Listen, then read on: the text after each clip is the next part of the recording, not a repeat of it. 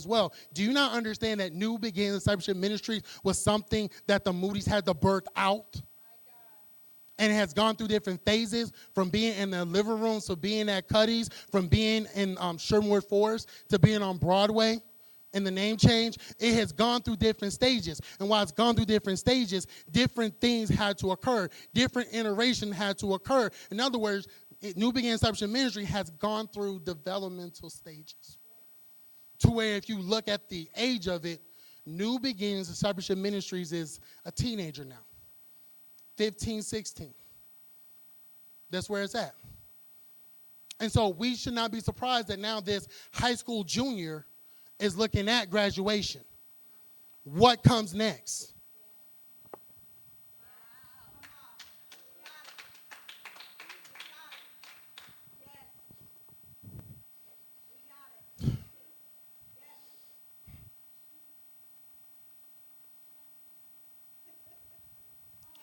What comes next?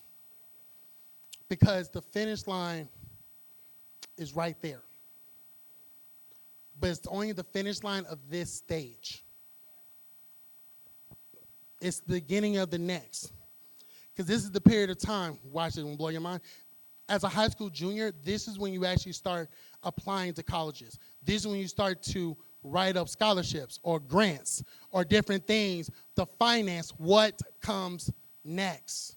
Which means as a 16-year-old, you still have to activate vision. And when you have to do that, you typically find someone who's gone this way before to come aside you and guide you and show you the route to go, to give you the avenues you need to handle. So as New Beginnings Discipleship Ministries, we have to understand that there is something that's happening inside of us that God is now wanting to birth out of us. And it's very interesting how the numbers have dwindled, but God is still increasing in our lives. It's very interesting how people are starting to drop off left and right, just like we're about to go into a birthing place, and you can't have everyone in that spot because now the health is greater. The thing is, any little thing will throw something off. And let me drop some knowledge on you. If you have multiples that you have to give birth, you can't give birth in a normal delivery room. You have to go in the OR, that cold, sterile OR. In the event that something happens to try to choke out the baby, we need to be able to act quickly to be able to save the baby and save the mother.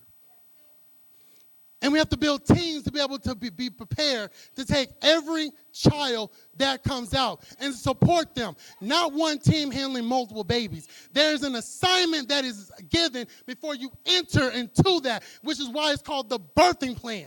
That before we go into labor, thank you, God. Before we go into this room, before we go in this hospital, what is the plan? What's the instructions? What the orders? If this happens, what are we going to do? How many of us take the time to ask God, before I walk into this situation, before I walk into this season, before I walk into this destiny, before I go into this territory, what's the plan? What's the action? What do I do? Who do I talk to? If this happens, what's the backup